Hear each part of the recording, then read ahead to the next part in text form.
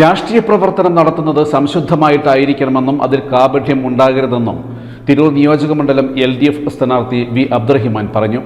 കൽപ്പകഞ്ചേരിയിൽ ജൻസി talk പരിപാടിയിൽ പങ്കെടുത്ത് സംസാരിക്കുകയായിരുന്നു അദ്ദേഹം.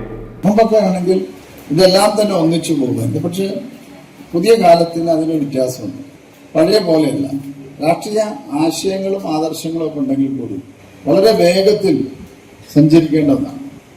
പലപ്പോഴും ഒരു രാഷ്ട്രീയ കക്ഷിയിൽ നിന്നാണ് ഒരു ജനപ്രതിനിധി വരുന്നത്, അല്ലെങ്കിൽ ജനപ്രതിനിധിയെ തിരഞ്ഞെടുക്കപ്പെടുന്നത് ഒക്കെ നമ്മുടെ ജനാധിപത്യ സിസ്റ്റത്തിൽ അതാണ്.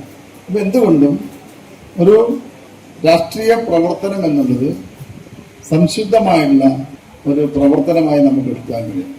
അതിന് കാപട്യം ഉണ്ടാകാൻ പാടില്ല. ഇപ്പോൾ നോക്കൂ, ഞാൻ പറഞ്ഞല്ലോ, ഇപ്പോൾ തിരുവല്ല നമ്മൾ ഇപ്പോൾ ഇനി ഈ ഇലക്ഷനിൽ തന്നെ നോക്കൂ, ഏതെങ്കിലും ആശയപരമായിട്ടുള്ള ഒരു കൈമാറ്റം UDFന്റെ തെരഞ്ഞെടുപ്പ് വാഹനങ്ങളിൽ നിന്ന്, അവരുടെ റാലികളിൽ നിന്ന്, അല്ലെങ്കിൽ അവരുടെ പ്രചരണത്തിലും നമുക്ക് കാണാൻ കഴിയും.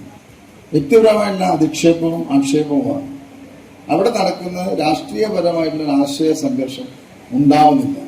രാഷ്ട്രീയപരമായ ആശയം കൈമാറാൻ അവർ കഴിയുന്നില്ല. ആശയ ദാരിദ്ര്യമാണ്. അതല്ലെങ്കിൽ ഈ നാട്ടിലെ നിങ്ങളൊക്കെ ആഗ്രഹിക്കുന്ന എന്താ?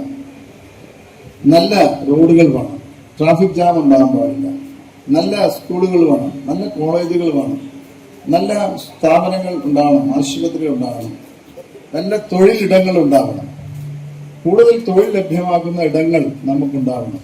അതിലൂടെ നമ്മൾ താഴേക്കല്ല വളരേണ്ടത്, നമ്മളും ഒരു 10 പേർക്ക് അല്ലെങ്കിൽ 100 പേർക്ക് തൊഴിൽ കൊടുക്കുന്ന തൊഴിൽ ദാതാക്കളായി നമുക്ക് മാറാൻ കഴിയും. ആ രീതിയിലുള്ള പ്രവർത്തനം സംഘടിപ്പിക്കുന്ന ആളുകളാണ് ഇനി മുതൽ രാഷ്ട്രീയ നേതാക്കളായി പുതിയ സമൂഹം അല്ലെങ്കിൽ പുതിയ തലമുറ അംഗീകരിക്കുകയുള്ളൂ. നിങ്ങൾ നോക്കൂ, നിങ്ങൾ പരസ്യമായി നിങ്ങൾക്ക് രാഷ്ട്രീയം ചർച്ച ചെയ്യാൻ ഇഷ്ടമാണ്. അല്ല, അതെന്തുകൊണ്ടാണ്?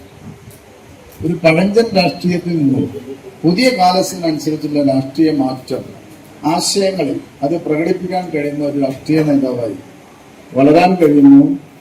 അങ്ങനെ വളരുന്നവരായിരിക്കും ജനത്തിൽ ഏറ്റവും പ്രിയപ്പെട്ട രാഷ്ട്രീയക്കാരനായി മാറും. തിരൂരിന് ഉറങ്ങാത്ത ഒരു നഗരം, സുരക്ഷിത നൈറ്റ് ലൈഫ് ഞങ്ങൾക്ക് സ്വപ്നം കാണാൻ വേണ്ടി സാധിക്കുമോ എന്നുള്ളതാണ് ആദ്യത്തെ ചോദ്യം.